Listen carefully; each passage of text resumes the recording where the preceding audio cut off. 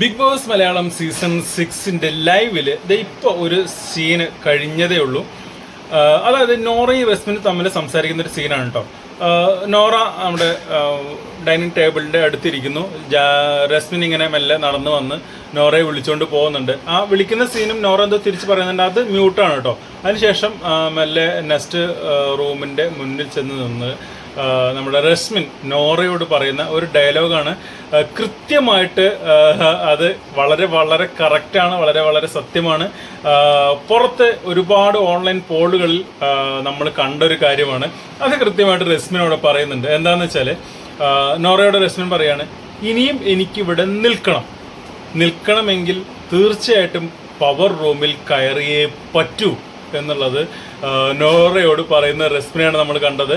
അപ്പോൾ ഉറപ്പാണ്, റസ്മിന് തന്നെ ഉറപ്പാണ്, ഇനി പവർ റൂമിൽ കയറുകയോ അല്ലെങ്കിൽ ക്യാപ്റ്റൻ ആവുകയോ ചെയ്യുന്നില്ല എന്നുണ്ടെങ്കിൽ അടുത്ത ആഴ്ച എന്തായാലും പുറത്തു പോകും എന്നുള്ളത്.